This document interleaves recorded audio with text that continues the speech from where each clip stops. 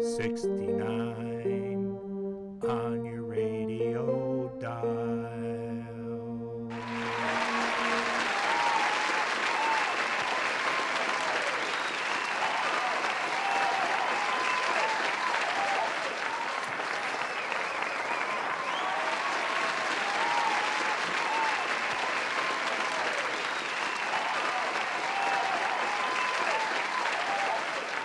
Good evening, one and all, and welcome once again to another Jake and Dad show.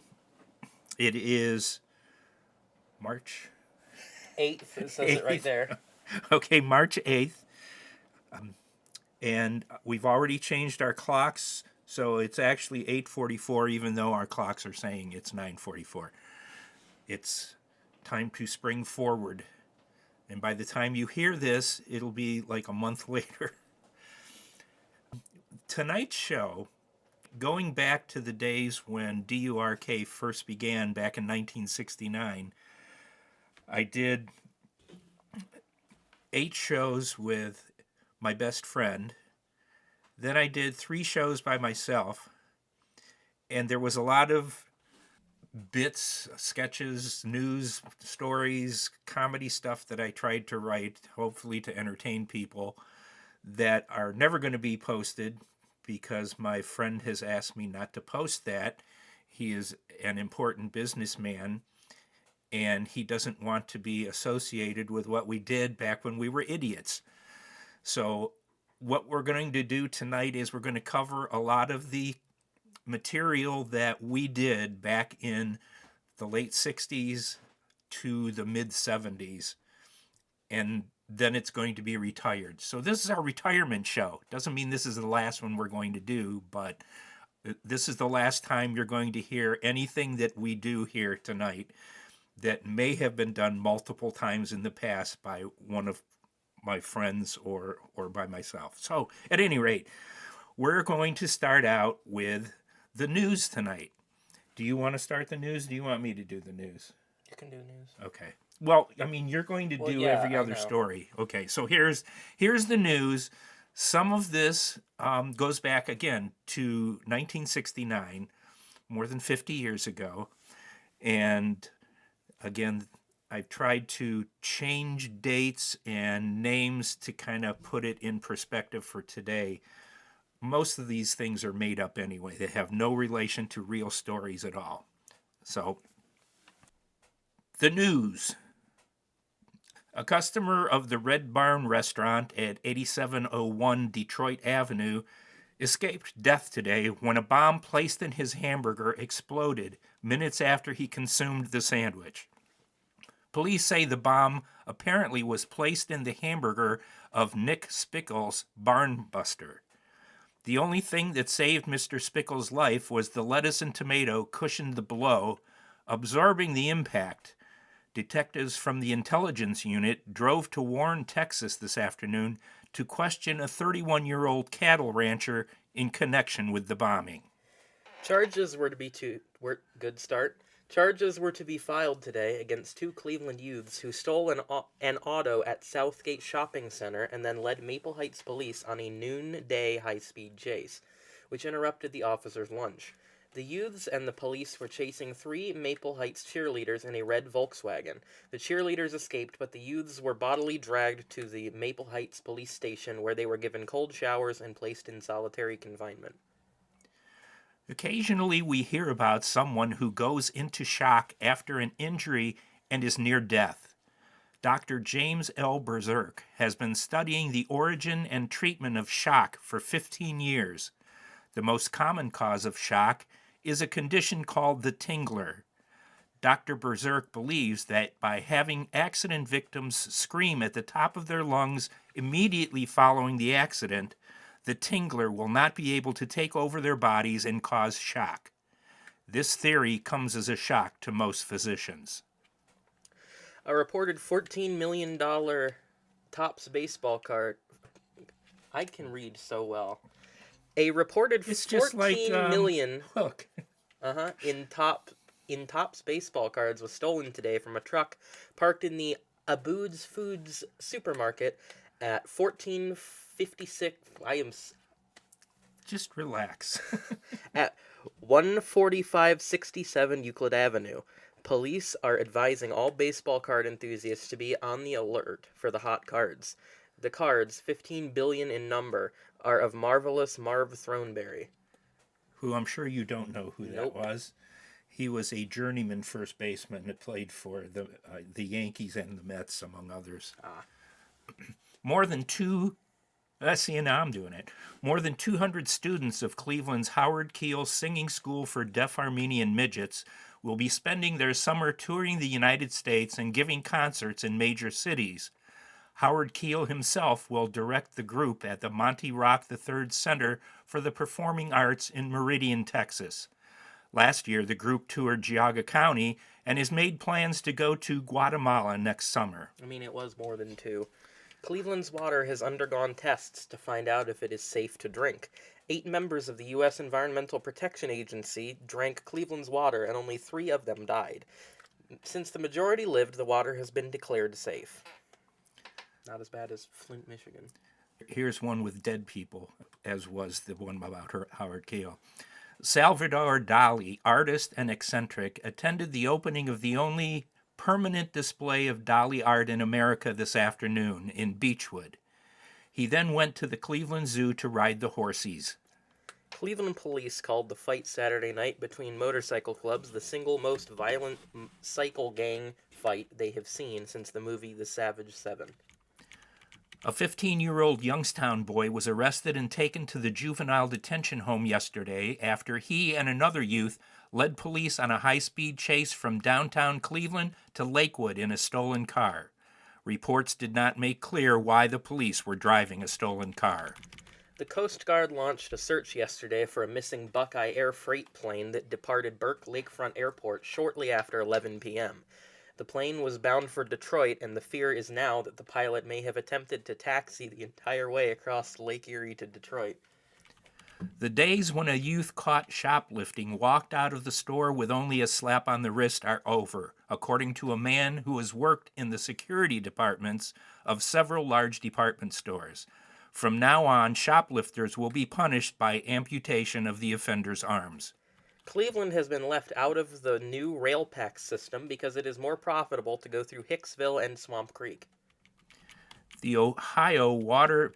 I just lost it. I hit the arrow too many times. The Ohio Water Pollution Control Board is expected to decide shortly whether to lift the ban on Cleveland sewer connections. The ban imposed last April has the effect of discouraging use of bathroom facilities. 5 inner-city youth drop-in centers will be closed April 30th unless money for financing drops in. Chardon Township trustees Friday heard a report on road conditions from Charles Dietrich, road superintendent. He reported that township roads were in good shape.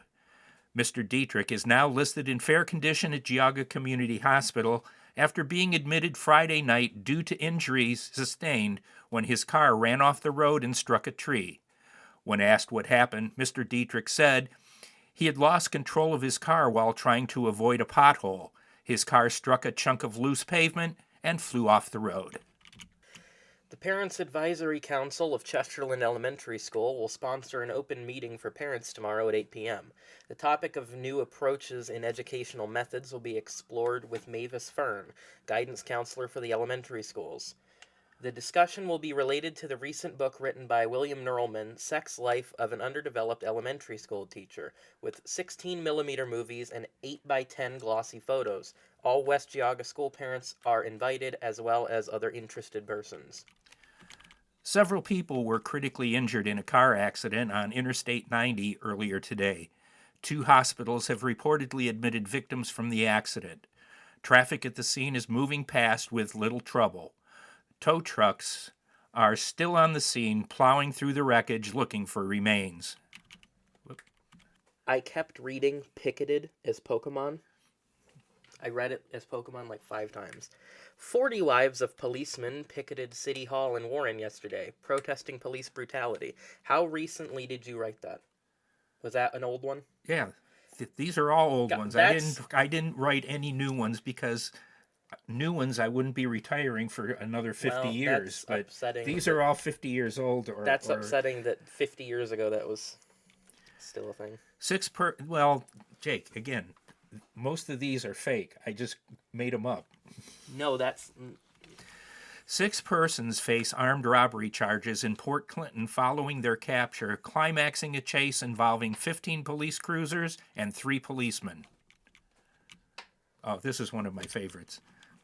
the first meeting of the 4-H Goat Club will be held at 7:30 p.m. tomorrow at the Newberry Town Hall. The site was chosen since the town hall was already filled with goats. That was always one of my favorites. The Student Government Association at Kent State University was about to set up a student loan fund that could help co-eds get abortions. The plan was rejected, however, when 99% of the co-eds on campus applied for a loan. Also applying were 31 members of the faculty, 14 campus policemen, and the football coach. Walter Holmerbaum will be named Seven Hills City Council clerk at its regular meeting tonight. Holmerbaum was an unsuccessful candidate for garbage collector at large in 2019. He will replace Otto Nitwirl, who resigned in December to become the town drunk. Obviously made up names. No kidding. A Parma couple and their relative have been charged with illegal possession of several $100s worth of drugs. Police say Mr. and Mrs. David Nixon and Richard M., Mr. Nixon's brother, had marijuana, hallucinogens, and tranquilizers in their possession when police raided their home. The 3 are suffering from schizophrenia and possible chromosome damage. 2 persons were found dead and 1 wounded in a home in Canton last night. Police ruled it as a murder, botched suicide. The police are still trying to find out why 3 people broke into the house. The official buzzard spotter of Hinckley Township claimed he spotted 7 of the birds arrive. He also spotted 3 Etzels, 2 pigeons, and a partridge in a pear tree. Police say an explosion, apparently caused by something blowing up, shattered the windows, front door, and manager of a local convenient food mart store in Kent early this morning. Yeah, those crime scene. That's like one of my favorite kinds of jokes. Is like an explosion, apparently caused by something blowing up. Those crime scene investigators really get down to the basics. An Alliance man was killed in a camper crash early yesterday. This is not funny. This is serious.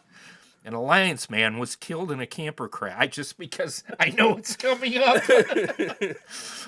An Alliance man was killed in a camper crash early yesterday as the sleeping bag he was in collided with a tent. The occupants of the tent are not being held.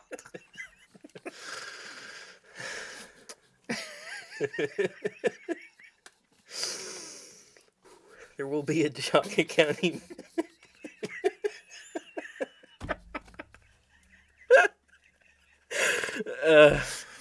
There will be a Geauga County Maple Festival next month. There are no plans to cancel the 99th annual edition of the nationally famous Maple Festival, just because there is not any maple syrup.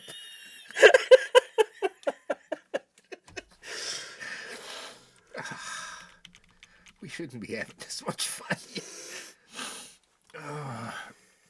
Clothing valued at $50,000 was stolen from Schaefer's men's store in Ashtabula over the weekend, police reported yesterday. The merchandise consisted of 300 suits, 100 pairs of trousers, 36 sweaters, 5 dozen shirts, various sport coats, top coats, and jackets. Schaefer's competitors across town, Shifty Men's of Ashtabula, has begun advertising an over-inventory sale to liquidate some of their hotter items. Police are investigating. 40 Central High School students have been dismissed indefinitely for taking part in a lavatory sit-in that forced early dismissal of classes Friday. My eyes burn. Patrolman Robert Morgan of Columbus, accused of depriving a burglary suspect of his civil rights by killing him, was shot today instead of going to trial. An Ohio State University laboratory technician who disappeared more than 2 weeks ago was found yesterday in the Olentangy River at the western edge of the campus. John Schweitzer Jr., 26, of Columbus was believed to have entered the river the night of February 26th after an argument with his fiancée. Mr. Schweitzer had no comment for reporters, but went directly home to dry off. I kept reading the 26 right after that, not as the age, but like he was the 26th junior of John Schweitzer. The DeWine administration proposed today that offices be built in 9 cities for the Ohio Bureau of Employment Services. The proposed cities where Governor DeWine wants the offices built are Boise, Idaho, Battle Creek, Michigan, Knoxville, Tennessee, London, England, Lahore, Pakistan, Yokohama, Japan, Beverly Hills, California, Baltimore, Maryland, and Brooklyn, New York. 2 carloads of teenagers, who authorities say may have been playing chicken, collided head-on on a rural Champaign, I can read, Illinois road, injuring 3 and killing 6 of the youths, 2 critically. The big 3 automakers, Ford, General Motors, and Chrysler, have announced the manufacture of a car made in a joint effort to try to beat the energy crunch and to revive sagging sales. The new car is called Pinto Sonic Dart. This new vehicle, according to Ford Vice President Toshiro Ford Jr., runs on 6 AAA flashlight batteries and can reach speeds of 60 miles per hour. The car will sell for under $30,000.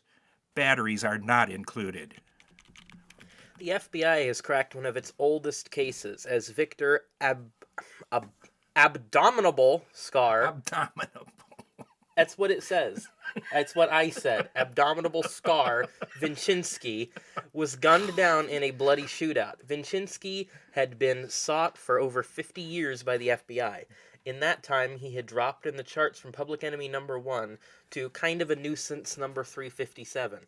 The 87-year-old Vinchinsky held out in his bed at the Sunny Acres Old Folks Home for more than 2 hours.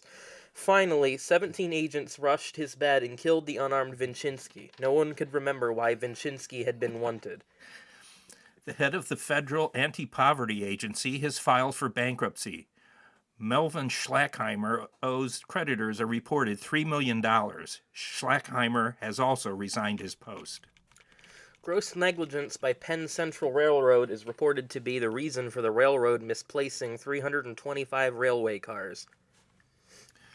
Another one of my favorites. A single dose of the drug hostamaloiki can suppress leukemia in mice for nearly their entire lifetime.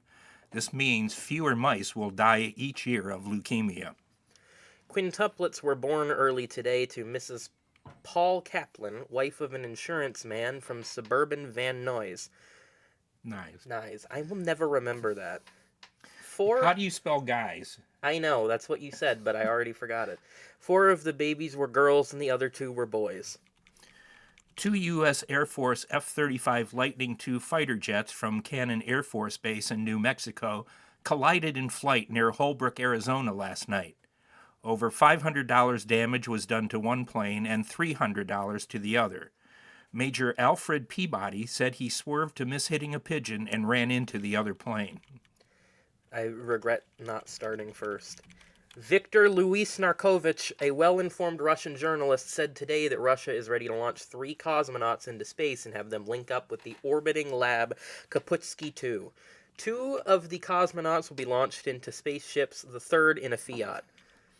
President Juan Send him up in a Volvo, it'll be fine. See, you wouldn't have wanted this one either. President Juan Diaz Pedro Sanchez Miguel Aurelio Cesar Benitez Rafael Ronaldo Manuel Ramon Maria de Jesus Gonzalez of Chile has officially filed a petition with over 100,000 signatures to the United Nations Security Council to have his name shortened. Here, I can add another news story, and it's just reading Pablo Picasso's full name.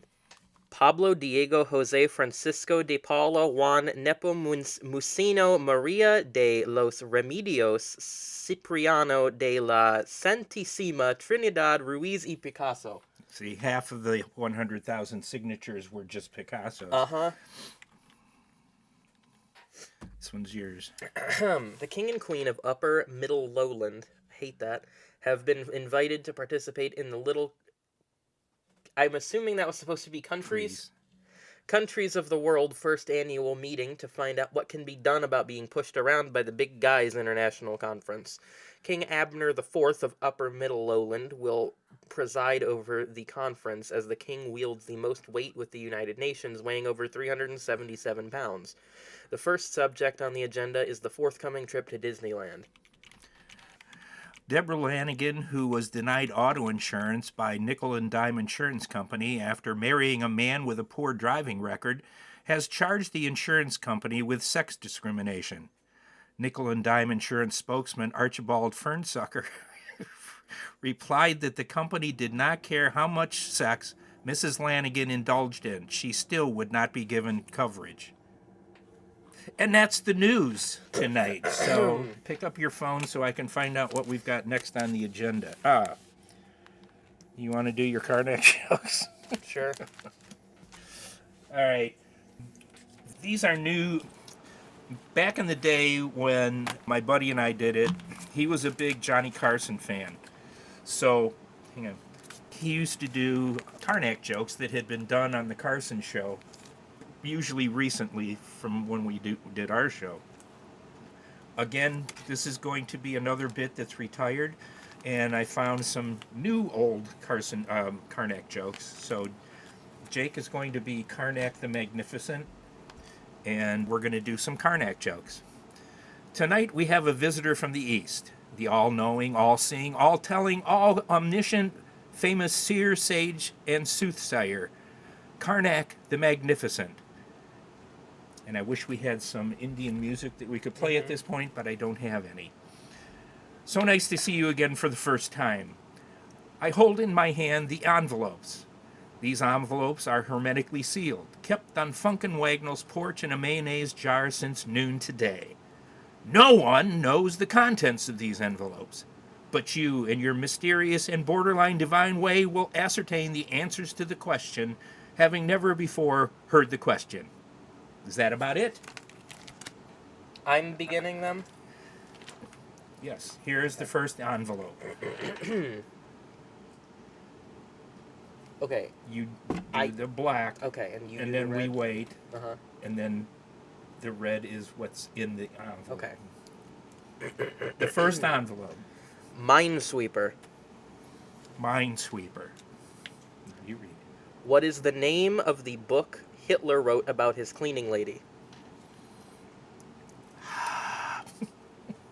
Oh, I don't have any laughter here. I'm sorry. I should have brought Joe the Laugher down. Okay, the second envelope. 10-4. 10-4. How do a big guy and a little guy split $14? You read that one, please. No. Please. You are Karnak. I am trading my Karnak. It's easy. It's just say exactly what it says. Envelope 3. Having never seen the answers before. Dit, da da da da, dit. Okay, I'm not going to repeat that one. What is heard outside Porky Pig's honeymoon suite? The next envelope, the Great Karnak. The eternal flame. What do hairdressers worship?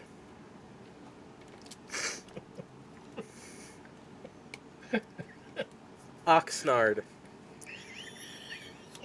What is the least appetizing part of an ox? I'll say that one again, hopefully without laughter. Oxnard. What is the least appetizing part of the ox?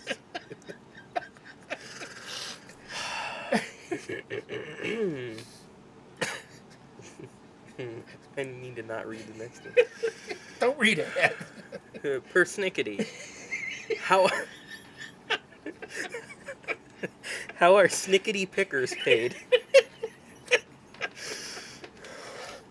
Oh. This is the one that I was laughing at. Spam. What's the sound made when a pig hits the bottom of an elevator shaft? Oh.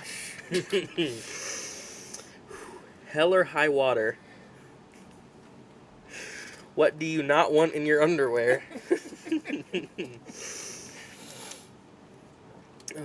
Dear John, What is another name for a moose's lavatory? Mine shaft. What is the name of a book about Hitler's divorce? Divorce? All right, we're going back to like the 1950s here. On top of Old Smoky, where did Yogi Bear find his wife when he returned home from work?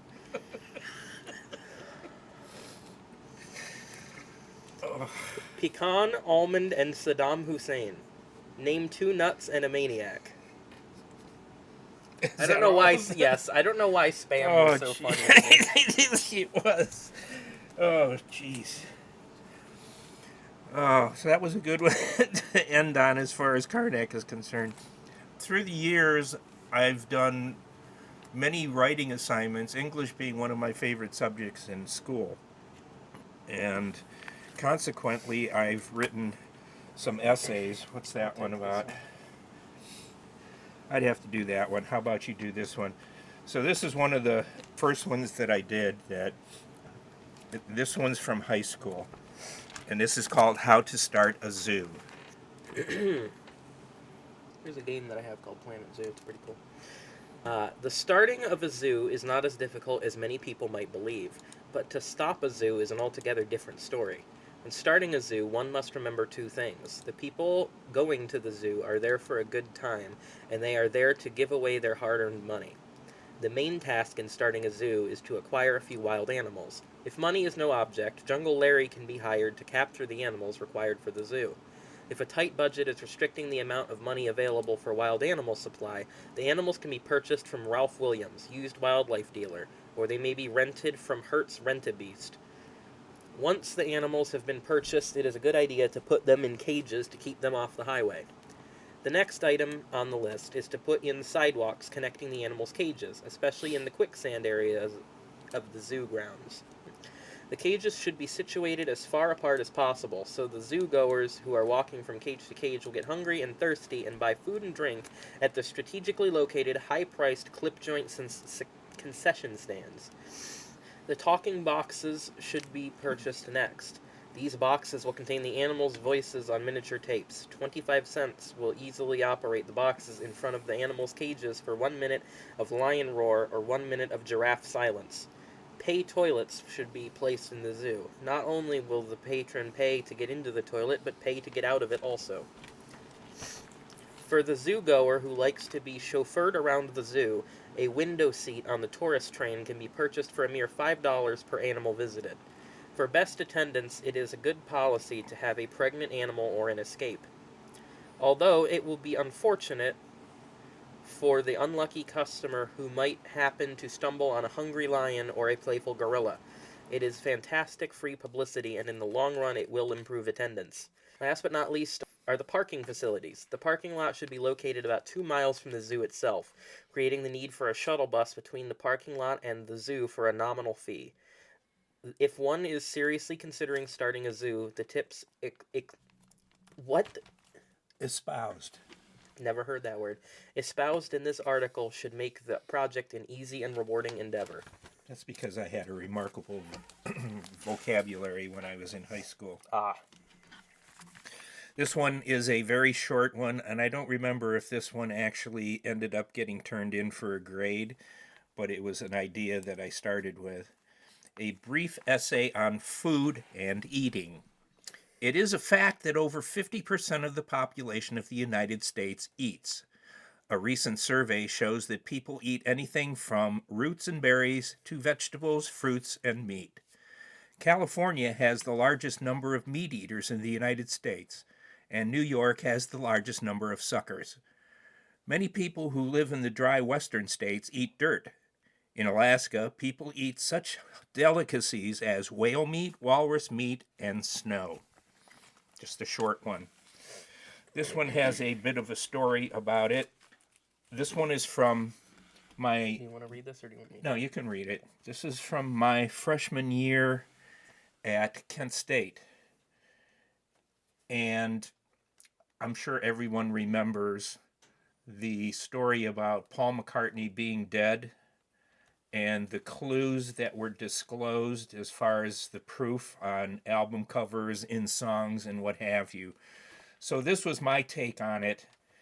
And I do remember my English teacher said that she would like to, if it was all right with me, she would like to use my essay to teach in her senior English major class to indicate what some of the student teach what some graduates doing student teaching might run into when they actually get to the high school and start teaching. So this is my parody of the "Is Paul Dead" fiasco. After a cough. Mm-hmm. That happens every time I laugh hard. I have to clear my throat 100 times. Actually, do you want me to do that one? Sure. Because I know there's a couple words in here that you might have trouble with. This one is called "Is Herbie Osterwart Really Dead?" The first clue in Herbie Osterwart's supposed death is the license number of his car, DD 137. DD is believed to refer to Dead Duck. Duck is the name of Herbie's dog. The numbers 137 also have meaning.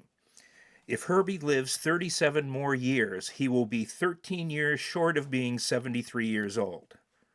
All the numbers referring to his age are cleverly concealed in his license number. In a recent picture of Herbie, he is shown laying on a bed with his eyes closed and a wool cap on his head. A wool cap is the pygmy symbol of death. On a recent album cover, Herbie is depicted as a duck-billed platypus.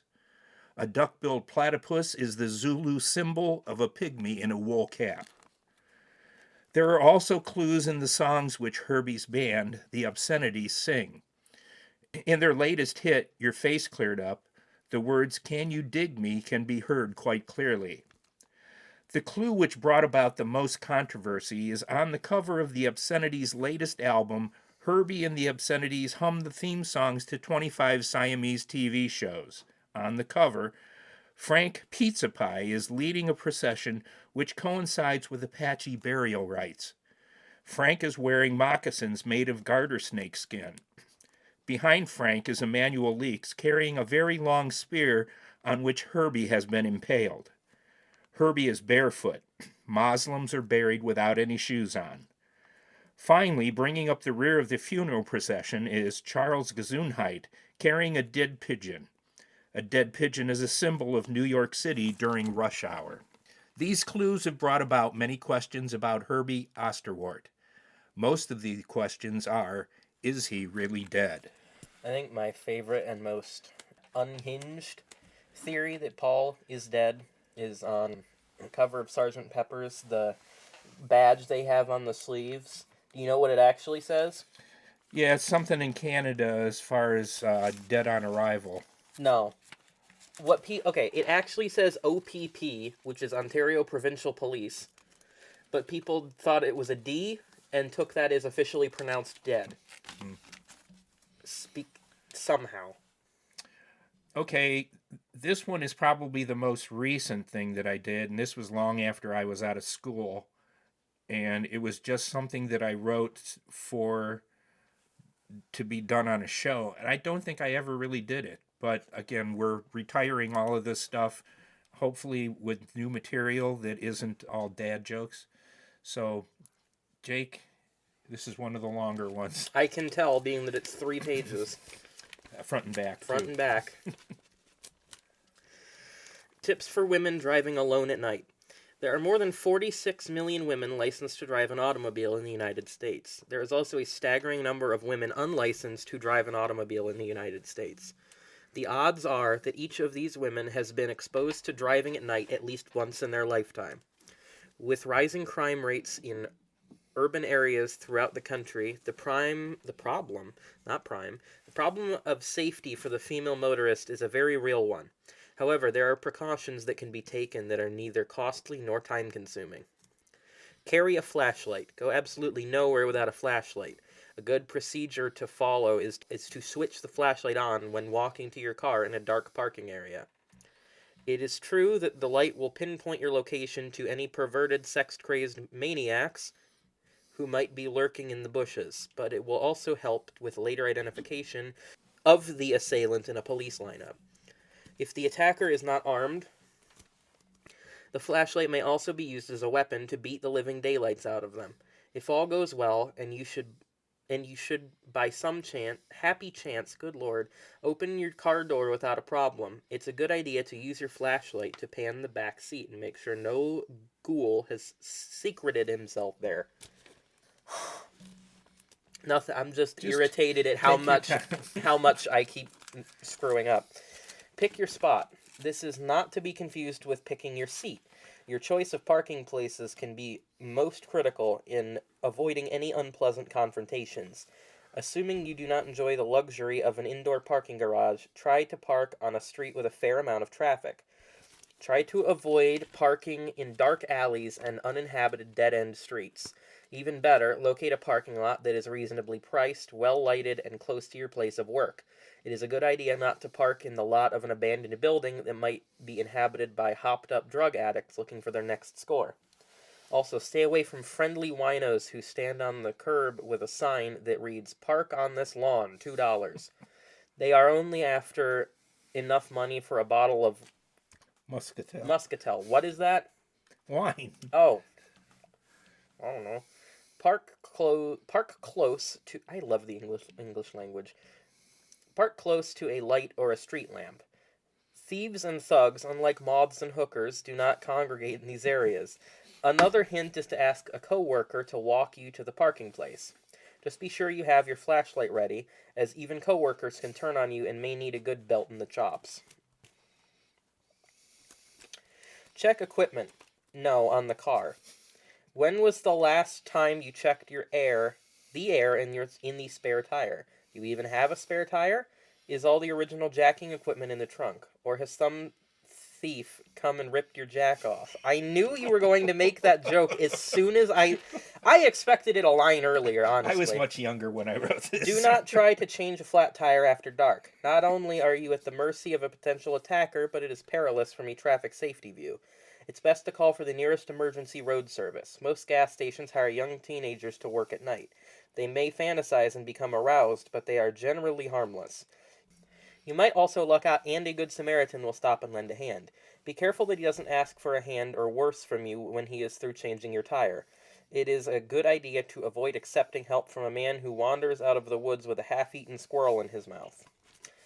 Another tip, don't tie your panties to the radio antenna as a sign of distress. This tends to draw perverts to the scene. On the equipment list, make sure your headlights are in working order. If they should fail you, don't forget that flashlight that you are supposed to be carrying. Make sure the battery is filled with water.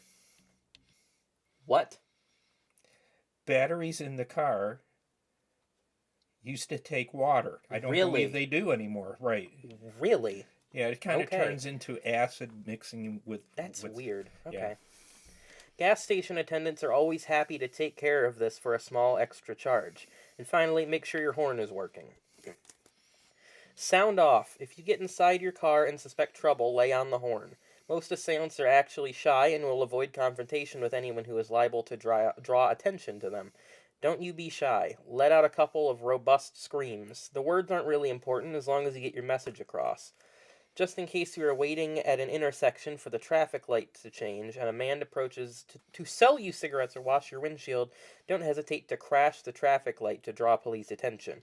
Of course, if there is a car in front of you, this maneuver may be a little more difficult, but at least you will draw the full attention of the driver of that car in front of you. This technique can also be used if you suspect a car may be tailing you or has pulled alongside, with the occupant making threatening gestures. You do, however, want to make sure that the person making those threatening gestures is not a deaf mute trying to tell you your car is on fire. If you are sure you are being followed and none of your moving violations has attracted a policeman because they are all over at Amy Joy having coffee and donuts, don't drive home. There is no greater humiliation than to be assaulted in your own home. Head for a gas station, supermarket, a police station or Amy Joy, a drive-in theater, a pep rally, or a nuclear demonstration, any place where there are people. Know your way. Can my hair stay out of my eye? There may be an evening when you aren't going home, but meeting someone at a restaurant or visiting a friend. Make sure you know where you are going before you leave. It is a frightening experience to be driving alone and have absolutely no idea of where you are or which way you are going. There are some pretty good compasses on the market that can be helpful if you know the direction of your destination. If you don't have a compass, you can stop by a woods to find out on which side of the trees the moss is growing. Be sure to take your flashlight, as there may be a lunatic rapist in the woods waiting for a passing motorist to stop for a moss reading. Lock those doors, lift that key. Once you slide behind the wheel, shove down the door lock on the driver's side. The other locks should have been locked in the locked position when you left your car in the morning. If not, you deserve whatever happens to you. However, hopefully, where did I see however? Hopefully you also took the key with you before walking to work. If you should leave the key in the ignition with the door unlocked, you are probably going to have a long walk home after work. Before walking to your car, have your keys in your hand. This way, you won't have to put your flashlight down to fumble in your purse before opening the door. Alternate route. The shortest route between work and home may be fine in the summer when the days are longer. But remember, during the long nights of those cold fall and winter months, it may be better to travel main streets and expressways. In case your car conks out, you will have plenty of artificial light, saving the batteries in your flashlight and more company with other evening rush hour motorists whose cars have also conked. Reminder, most perverts and muggers frequent the shortest route between home and work. A telephone. Mobile telephones are not cheap. Neither are citizen band radios. Unfortunately, a banana is not going to do you much good if you break down. So if you expect to be able to call for help from the safety of your locked car, you'll have to come up with the money. If you have a high position in your company, your boss might be willing to help out on the cost. If your position is immediately under your boss, you might get a phone for free. Reminder, your best bets are light and noise, so make sure you carry a flashlight and scream regularly. Hopefully that is helpful for women driving alone at night. Now you get the long one. Yeah, well, I think the next one's a long one as well. All right, so my favorite class in school, both high school and even before that, and college, was history. And I was a history major when I first went to college. So I began trying to put together a history of the United States. And this was the very first thing that I wrote. And unfortunately, I never went any farther than that. But this is my first subject in my U.S. history, or as I called it, the history of us. Most people believe that the history of the United States, or us, begins with the voyage of Columbus. I am of the opinion that all those people must know something, so I too will begin with Christopher Columbus. First, the Vikings. The story of Christopher Columbus really begins with a Viking named Eric. Back in the good old days that people are always wanting to go back to, the United States did not exist. In fact, the North American continent was uninhabited except for a bunch of wild Indians that were running around all over the place. In Europe, a group of men from the cold climate of Norway sailed for America, it being too far to walk. These hardy voyagers were known as Vikings.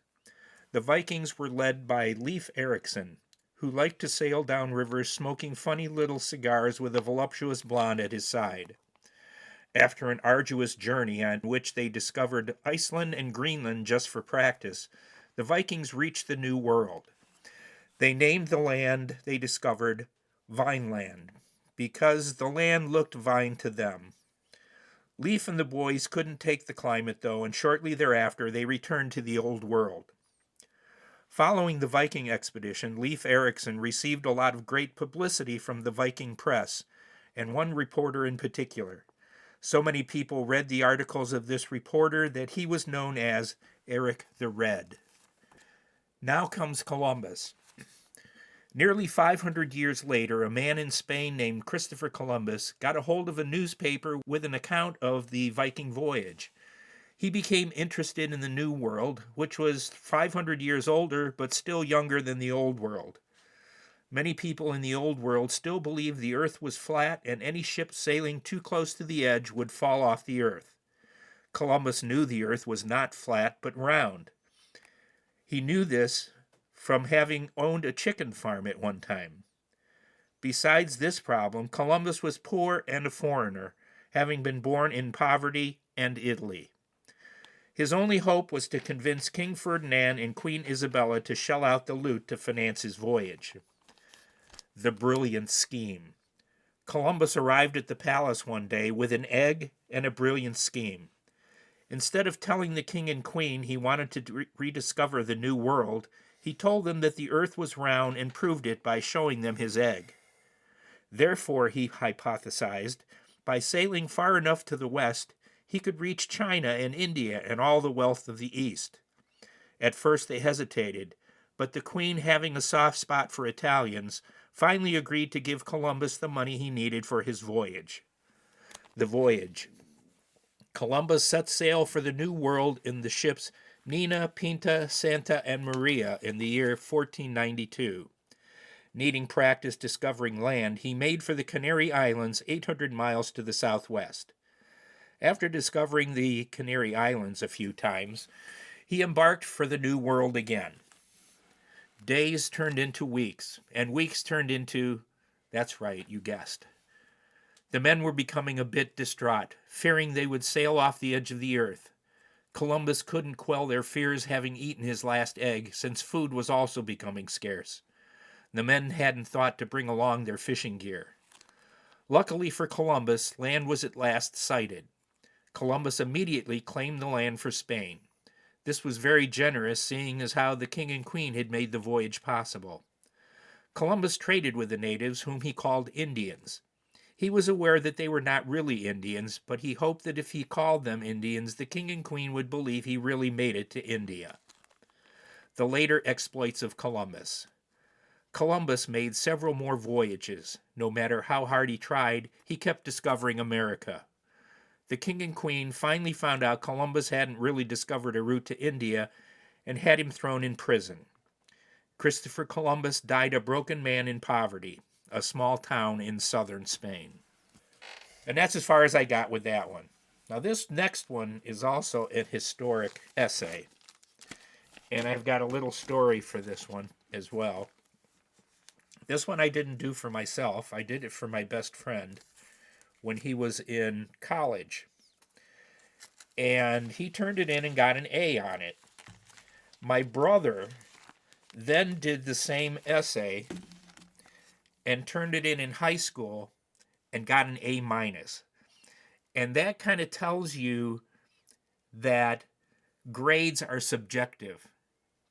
And something that got a rave review by one teacher got a little less than a rave review from another.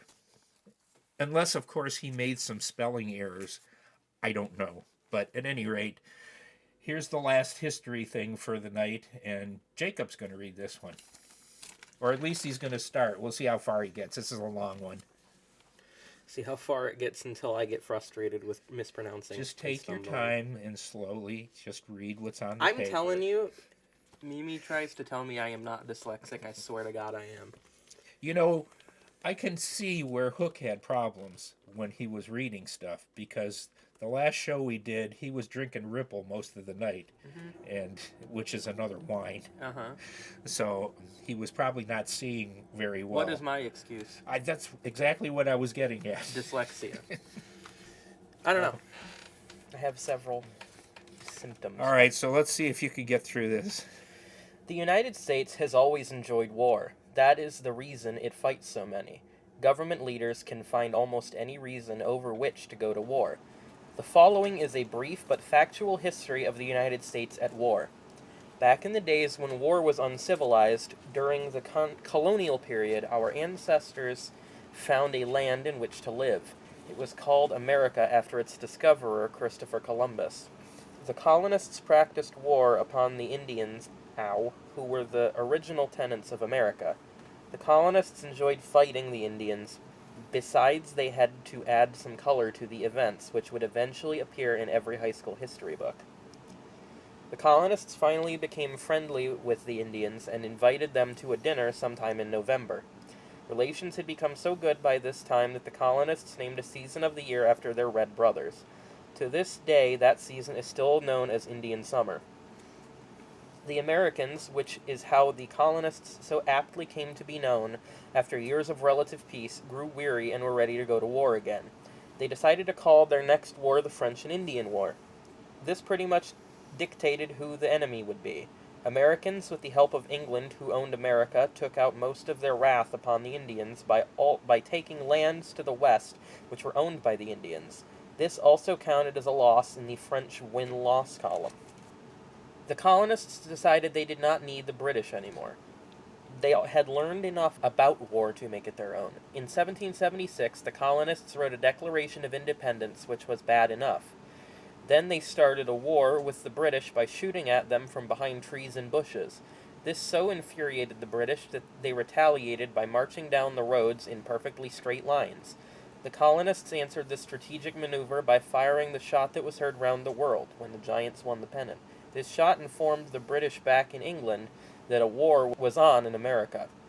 Since the very idea of war against the Americans was revolting, the war was dubbed the Revolutionary War. After years of brutal fighting, which were highlighted by Washington throwing away his money, Washington standing up and rocking the boat, and Walt Disney introducing the swamp fox, the war ended. At the end of the Revolutionary War, the United States decided not to fight another war until 1812. They also decided to call the war World War I. By the time 1812 rolled around, Americans decided to save World War I for Woodrow Wilson and christened the new war the War of 1812.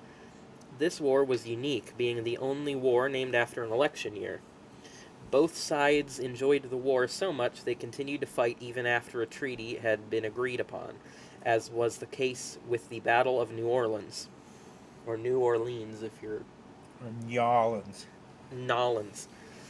For their next war, the United States wanted to fight the Mexicans, since Mexico was closer than England. Americans wanted control of Texas so they could use the Astrodome without paying rent. The rallying cry of the Mexican War was, "Remember the Alamo." Not many Americans knew what the Alamo was, let alone remember it. To give Americans something to remember the Alamo for, Jim Bowie, Davy Crockett with Betsy, Colonel William Travis, John Wayne, Richard Widmark, Fess Parker, and Buddy Ebsen were sent to the Alamo to be massacred by the Mexican soldiers led by Santa Anna. The Mexicans were eventually defeated with the help of Sam Houston and Stella Dallas. Due to the cost of transportation, Americans felt a war among themselves would be cheaper, and so, not to break with tradition, christened the new war the Civil War. To distinguish the two factions from one another, the South, or Confederacy, chose blue uniforms, and the North, or Union, chose gray. In addition, the Confederates promised everyone on their side would speak with a Southern accent. Well, as luck would have it, there was a mix-up with the uniform delivery, and the South had to settle for gray uniforms, and the North took blue uniforms. The first battle was the Battle of Bull Run, or Manassas. The battle was such a success that it was fought over due to popular demand. The war progressed, and in 1863, we did not go back in time, the most famous battle of the war took place, the Battle of Gettysburg. The Battle of Gettysburg was the beginning of the end for the South and the beginning of the end for the North.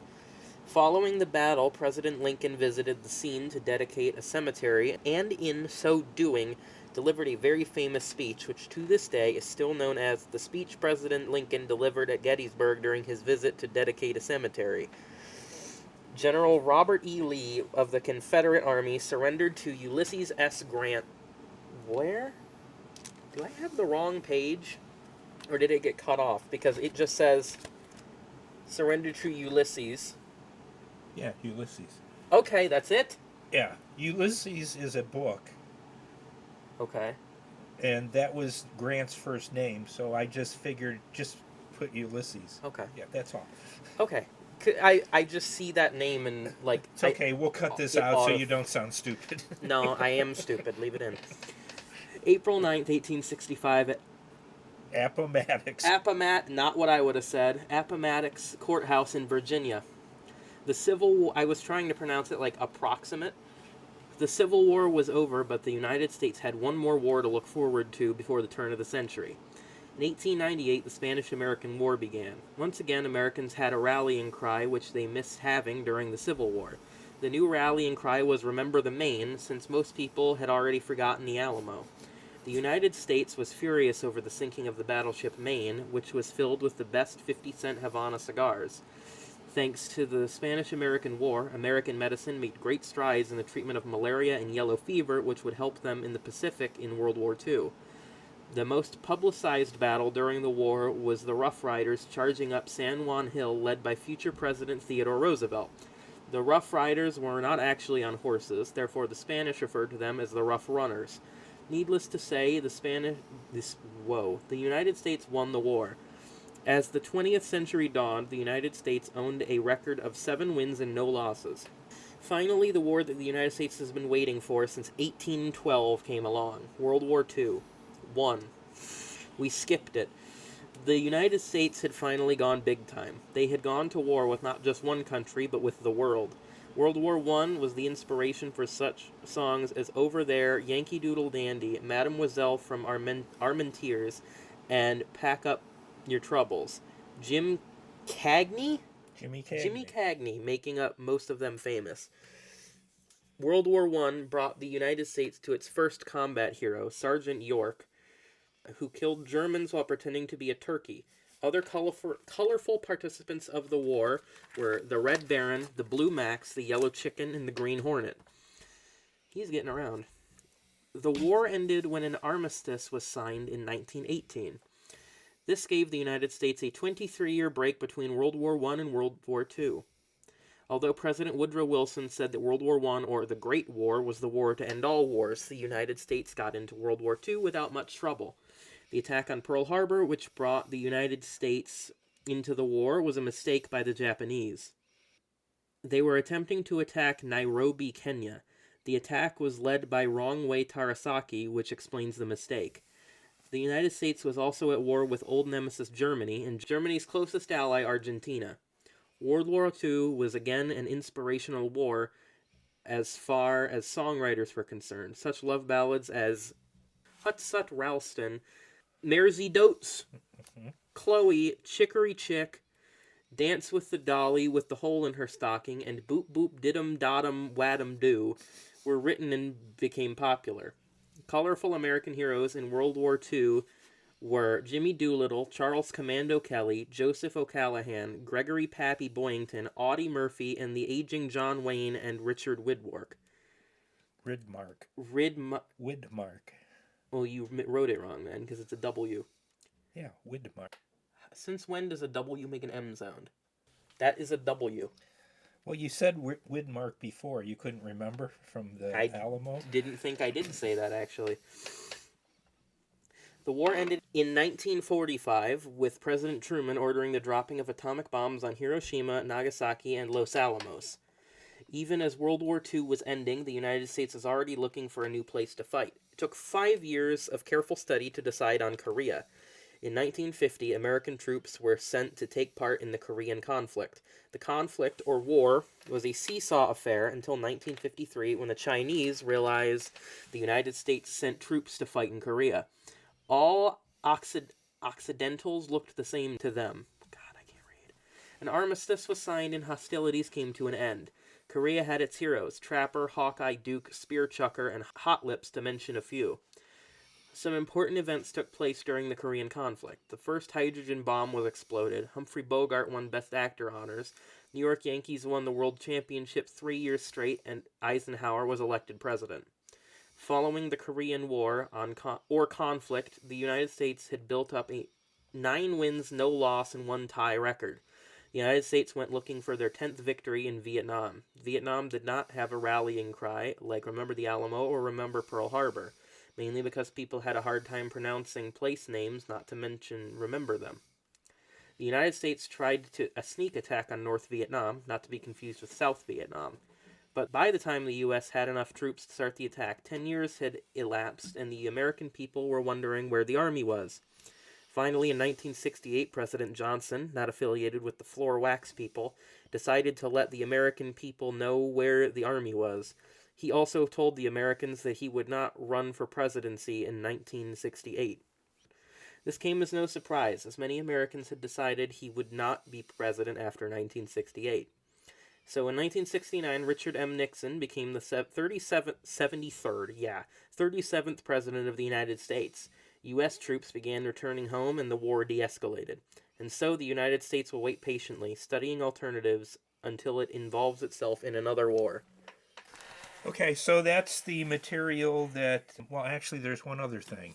I'm going to let you do all of these, because I've done these before.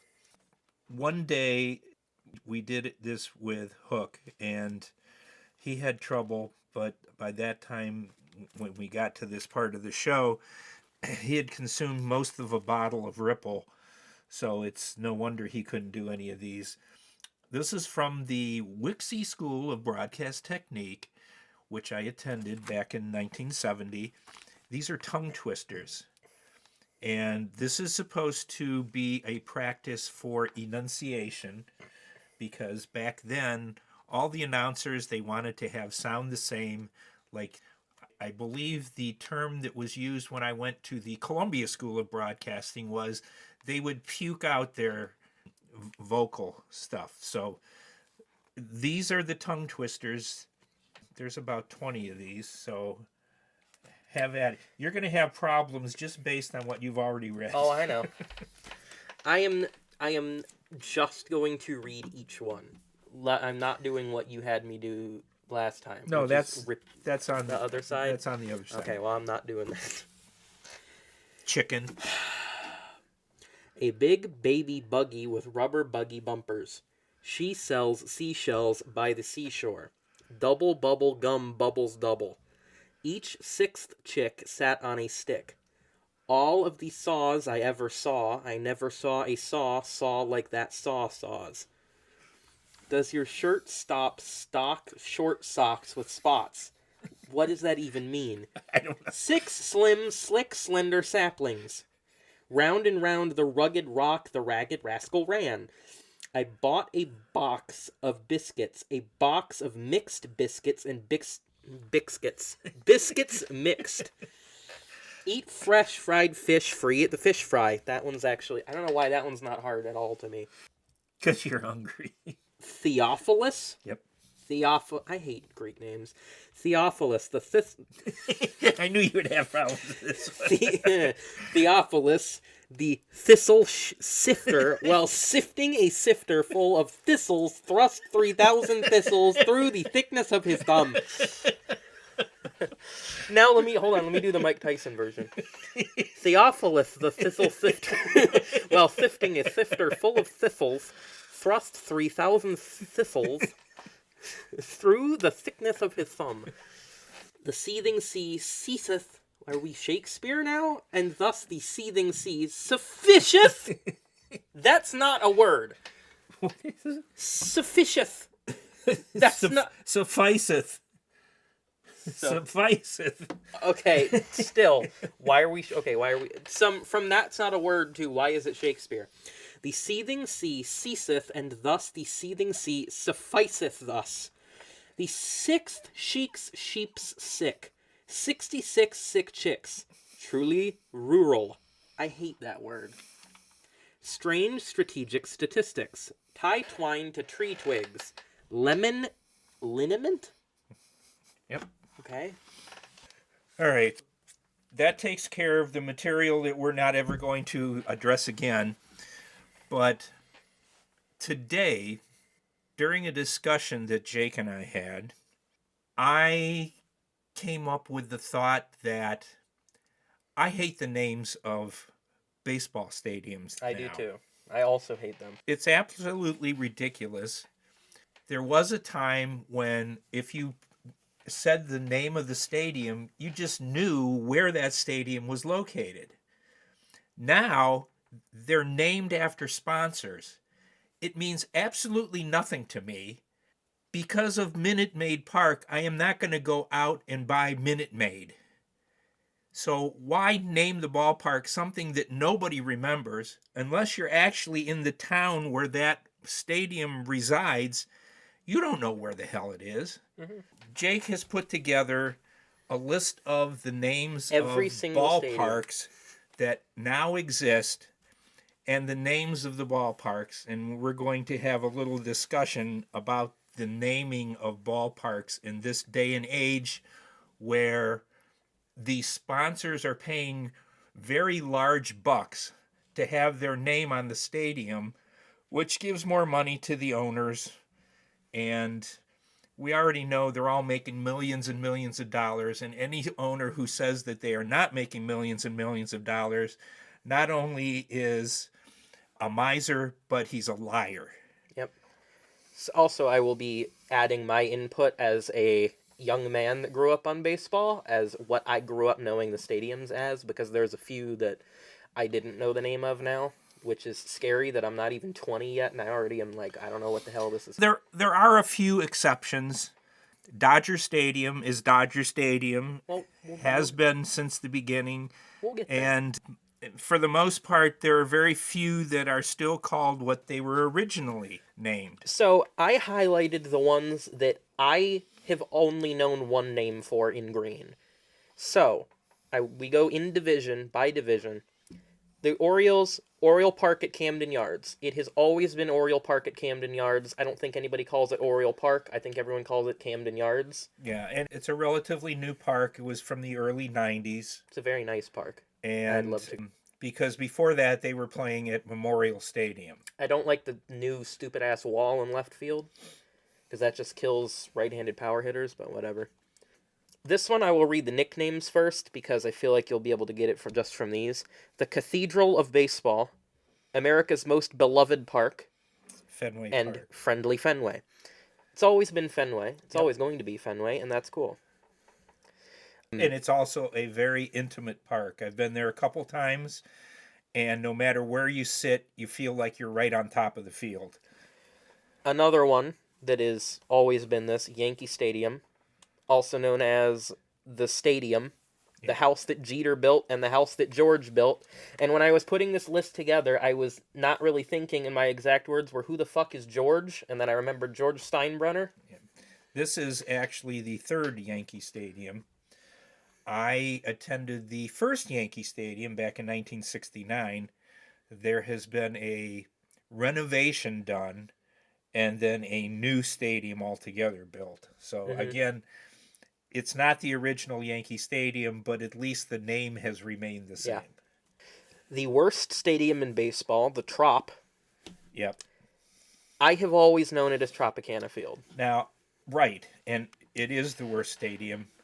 It's the hardest stadium to watch on TV as well. It's so ugly. All the colors look dark. dead. It's very dark no matter where the broadcast is. It looks like it looks like you're playing in an abandoned warehouse that you turned into a field.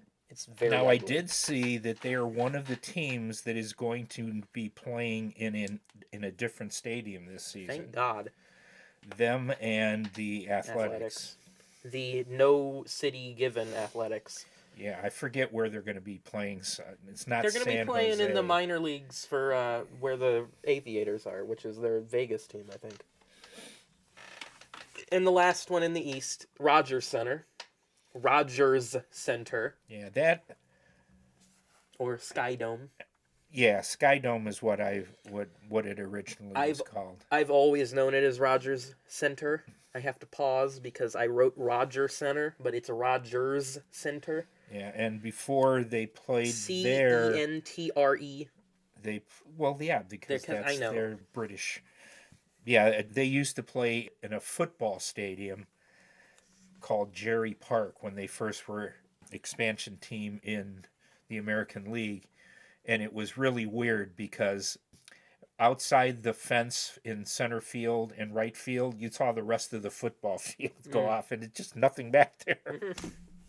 Moving on, first one that irritated me. The White Sox have, in my lifetime, the third different name for their stadium. Mm-hmm. Because when I was very little, it was still called Comiskey, yes? Yep.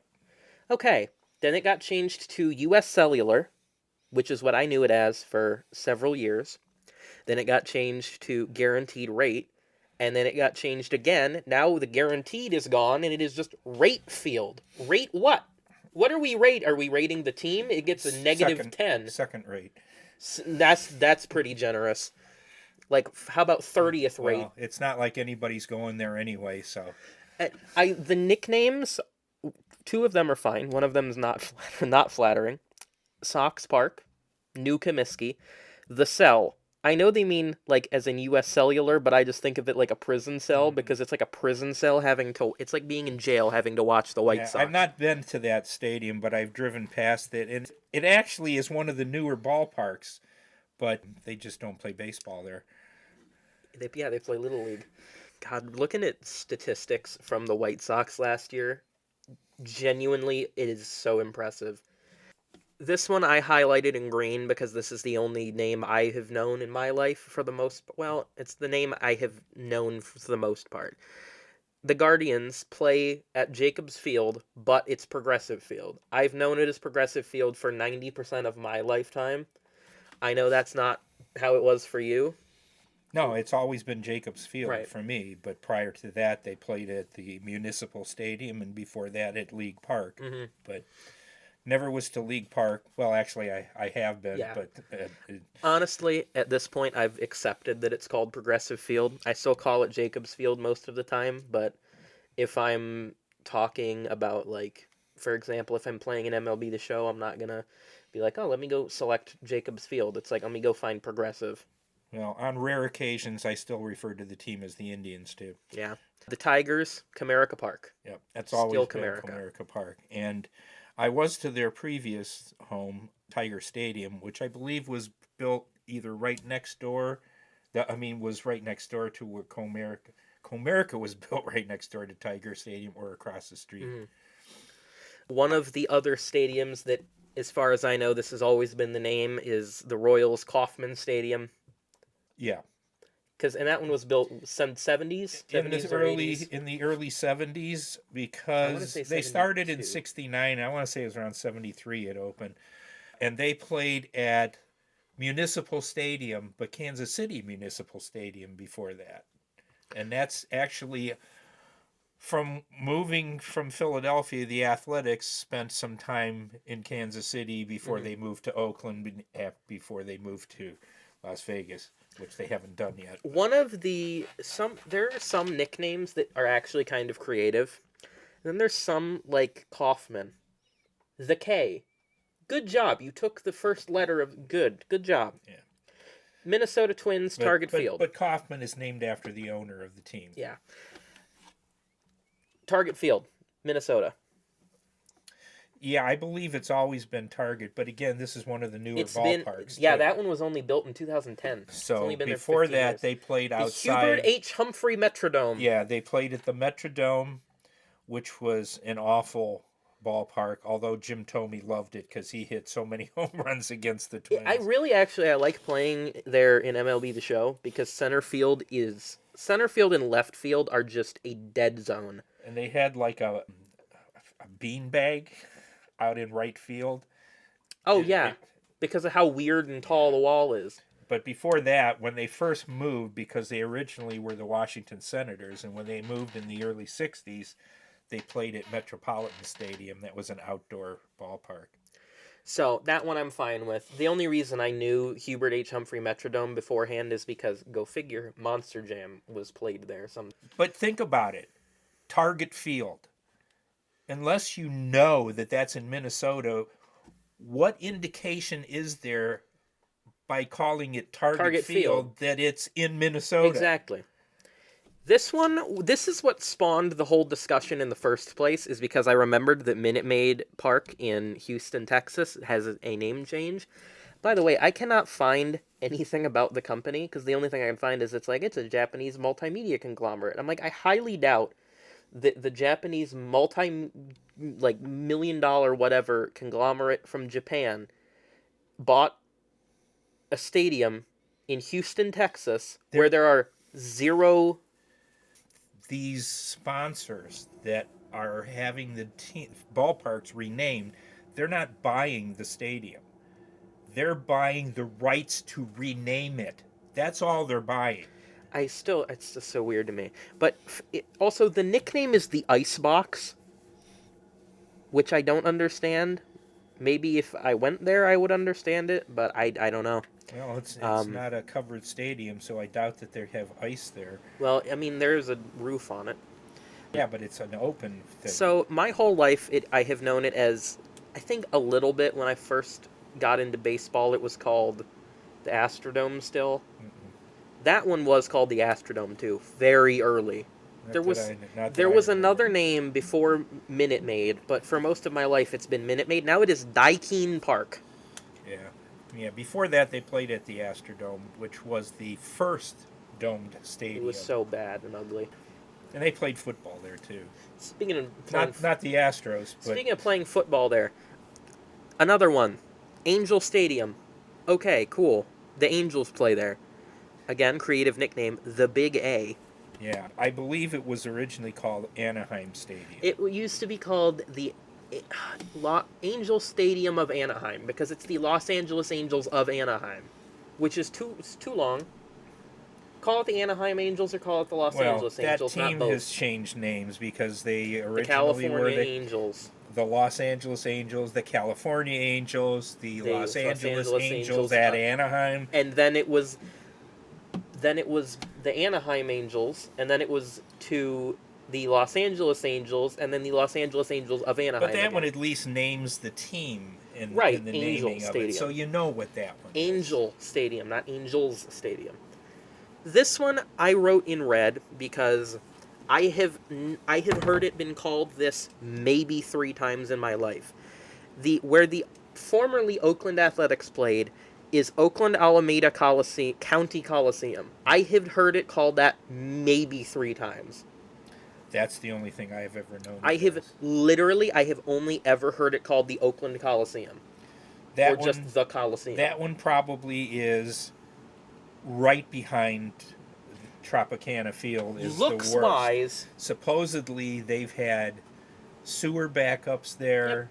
It was a football stadium. vermin infestations. And now nobody's going to be there. So, we have a laundry list of nicknames for this poor, dilapidated place. The Coliseum, Milk Bowl. I don't know what that means. The Black Hole, baseball's last dive bar, and the house that John Fisher destroyed. It also is the ballpark that has the largest foul area in the It also major has the leagues. largest backstop by a lot. Another one. This one personally upset me the most with the name change. I have always known the park in which the Seattle Mariners play as Safeco Field. And in, I believe, 2017 or 2018, somewhere around there, it was changed to T-Mobile Park. And I have never called it that once in my life because people call it T-Mobile Park, and I get, it's Safeco. No, back in September, we drove by that stadium twice, and neither time did I see anything indicating what the name of it was. No. The football stadium had the name on the outside, but not the ballpark. Nothing irritates me more than the people that pronounce Safeco genuinely thinking that it was pronounced Safeco. Like, come on, guys. It's really... Okay. Those are some of the Mexican immigrants that came in. Safeco. Those are the ones that should be deported. Safeco. No. Texas Rangers, you might have a different experience, but I have only ever known the parks in Arlington to be called Globe Life. Yeah, I believe so. They've been in a couple different parks down there. They started out in a park, Arlington Stadium. Then they were in a new park, and I don't even remember the name of that one. And then this last one was just recently built. So, we are halfway... But again, where does that say that they're playing in Texas? Exactly. Let alone Arlington. Right. Another one that I have accepted the name, but I have known it as 3 different things in my lifetime. Halfway through, we're to the National League now. The Atlanta Braves, where do they play? Truist Field. Truist Park. First, when I got into baseball, they still played at the old stadium, which was Turner Field. Then, they built the new one, and for one season, it was called SunTrust. It's called SunTrust Park for one season, and they changed it to Truist. It seems to me that there was one in between there, too. There might have been, yeah. In fact, go ahead. Let me grab that book and see if I can figure it out. Another one that greatly irritated me when the name change happened was changing Marlin Park I don't remember if I actually Marlin Park, changing Marlin Park to Lone Depot Park. Again, we're back to the how would you know? See, they've been such a bad team for most of their history Except for the two that I worlds. very rarely even see a game that's down there. It's a very nice park, but it's never on TV. But point is, I hate the name Lone Depot. I have always hated the name Lone Depot, and it will forever be Marlin Park, and I don't care what anybody else says. Okay, Atlanta Stadium was first called Fulton Fulton County. County Stadium, and then subsequent after that it was other things. Yeah, it was Turner. I'm pretty sure it was Turner Field, and I'm pretty sure it was SunTrust for a season. But moving on, the rest of these I don't have much of a problem with, other than the same thing of you can't tell where it is. Yep. From the name Citi Field. Well, again, they're on TV a lot, Yeah. so at this point we've come to learn that Citi Field is where the New York Mets play. Right. Same and thing. Before that, they were at Shea. Shea, obviously. And before that, they were at the Polo Grounds before it got torn down. Mm-hmm. Same thing with Citizens Bank Park in Philadelphia. They are on TV a lot. Again, the names are so creative. Yeah. CBP. Unless you know that Citizens Bank is headquartered in Philadelphia, you wouldn't know. Yeah. Why. Before that, they were at Veterans Stadium, which I did attend a doubleheader there once. And before that, they played at Connie Mack Stadium or Shibe Park. It was the same thing. They shared it one time with the Athletics, and one of them called it Shibe Park, the other called it Connie Mack, and finally it was just Connie Mack Stadium. But I just find the fact that one of the nicknames that they gave to this stadium is the Bank just shows how creative humans are for nicknames. See, but Arizona also was named after a bank at one time. Yeah. They called it the Bob.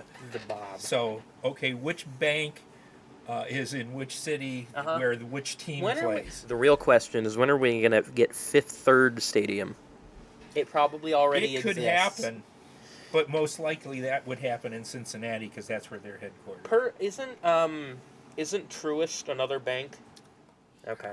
I don't really care, but again, what does that tell me? Nothing. Exactly. Nothing it tells about you that where Truist, it's located. It's sponsored by Truist.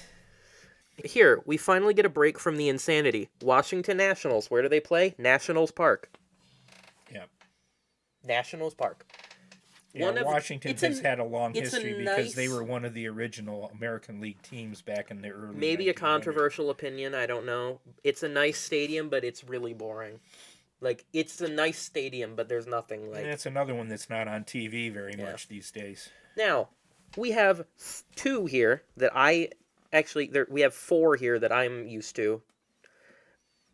One of them I know the old name for, and one I hate the new name for. Wrigley Field. Everybody knows Wrigley Field. And it's still owned by the Wrigley people, as far as I know. Absolutely. Great American Ballpark. That's Cincinnati? Cincinnati. Yeah, again. Three Rivers. Three Rivers before that, Crosley Field before that, and I believe the Crosley family owned the team back then when that was... I have only known it as Great American, but one thing that irritates... Wasn't there another name for that before it became Great American, though? Not while I was alive, at least. The thing that I hate the most is that ball and park are written as two separate words in the name of the stadium, which I know those are two words. That's because some people in Cincinnati, which is the headquarters of the Republican Party in Ohio, can't say words longer than 4 letters. Mm-hmm. The only word that they know that's longer than 4 letters is American, which is why it's part of it. Actually, great is 5 letters. We should probably change it to Good American Ballpark. But anyway, this is another one that sparked my frustration. The Milwaukee Brewers now play at American Family Field. It should be Miller Park. Or Brewers say it's always been Miller Park. Which, hey, again, that time, the name, not telling you much, doesn't really matter, because Miller is a beer. What are Brewers? No, but again, Wait till the next renaming of that ballpark, and then Budweiser it's going to Stadium. be another case of, where is Yeah. it? I know it Miller Park because it's always been Miller Park. Next one. But they played at the old County Stadium Yeah. in Milwaukee, where the Milwaukee Braves played before they moved to Atlanta and after they left Braves Field in Boston. Another one that I have become acclimated to is PNC Park in Pittsburgh. Same case. And doesn't again, tell you anything. I know that because I believe PNC is Pittsburgh. Is it Pittsburgh or Pennsylvania National? It's a bank. Yeah. So I'm used to that. The second stadium in the Central that has always been named this, in as far as I know, is Busch Stadium. Sportsman. It was Sportsman Park originally. Then they renamed that to Busch Stadium, and then there has been, I think, Two more. two more subsequent to that. And the only reason I know that is because one of the nicknames is Busch 3. And then the other nickname for it is Baseball Heaven. It's a very pretty park. That's one ballpark I would love to go and see a game in. And finally, we're on to the West, of which I can tell you right now, one of them, you can tell where it is. Chase Field. Who plays in Chase Field? Arizona, right? Yes, Arizona Diamondbacks. But see, again, that's another bank, which is headquartered in New York. Yeah. So why would you think Chase Field has anything to do with Arizona and the Diamondbacks? Absolutely. Coors Field. Well, obviously, because we know where Coors comes from. They're headquartered in Denver. Do you know what their first stadium was, those first 2 seasons? Mile High? Yep, Mile High Stadium. Which, again, tells you Mile High that is located. Yeah, you could change it to Mile High Field. I don't have a problem with that. And, that sponsor's name still makes sense to me as far as where it's located. The last one of sound mind, Dodger Stadium, nicknames being Chavez Ravine and Blue Heaven on Earth. And that's been Dodger Stadium forever. Yeah. One that I'm okay... And strangely enough, that is the third oldest ballpark in baseball. Yep, 1962. 62 they started playing there. And before that, they played at the Los Angeles Coliseum, another football stadium. Yep. Where I believe right field was like 250 feet. Yep. And then after that, massive screen forever. Massive screen up. This one, I'm not sure of the history of this stadium or any of the previous stadiums, but the Padres play in Petco Park. Yeah, that I believe is the second stadium there. Jack Murphy Stadium, I think, was the first one, unless Jack Murphy got renamed to Petco. I am not certain of that. Let me see if it says something here in the book in regards to that one. For San Diego, no. Gone but not forgotten. They're not in the list here. But yeah, the Middle Ages, Jack Murphy Stadium. Yeah. So, the last one on the list, which houses a name that I hate because I knew it as one thing growing up, and it's not that anymore. And also, I can think of 2 other names for the same stadium that have existed. Where did the Giants play? What's the name of their stadium? Yeah, I don't remember what you said. Oracle. And what is Oracle still something with the phone company? I have no idea. Pac Bell and AT&T. Yeah, AT&T. That's what I know it as. Yeah, AT&T is what I grew up knowing it as, and then it changed to Oracle Park, and before it was AT&T, it was Pac Bell. And then before that, there was another name, and I don't remember what it was. Yeah, well, before they went to that stadium, it was played Candlestick. Yeah. So, overall, let me go through this again. Stadiums that actually... We have Camden Yards, Fenway Park, Yankee Stadium. Would we can include Rogers Center, or no? Not really. Okay. I mean, again, we know it because we're baseball fans. Right. But if somebody said, "Oh, I'm going to go to a ball game at Rogers Center," where the hell are you going? Right. Kauffman. Yeah, because that's always been the same. Angel Stadium, Yeah. Nationals Park, Wrigley Field, Busch Stadium, Dodger Stadium. 9 out of the 30 parks have a name that you can tell where it Identify is where it is. just from the name. The other 21 are just random bullshit. So, finally, that's the end of what we had planned for today, and that one just came up just a few hours ago as an idea of something that we could bitch about, because we both feel pretty strongly about sponsors buying the rights to rename ballparks. And it's not just baseball. Football does the same thing, and I'm sure hockey and basketball do the same Yeah, thing. do you know what the arena where the Blue Jackets play is called? Nationwide. Nationwide, yeah. Well, how the hell would you know that that's in Columbus? Yeah, well, what's the arena here? I don't know. Oh, Quicken Loans? Quicken Loans, Rocket yeah. Mortgage. Before that, it was Fieldhouse. Gund Arena, which you can buy because they were the ones that owned the building and they owned the Cavaliers. I thought you were asking about the Browns Stadium. I don't know what it's. No. First Energy? No, it's been renamed. It's I don't not know. First Energy anymore. I don't know what it the was hell just it's called.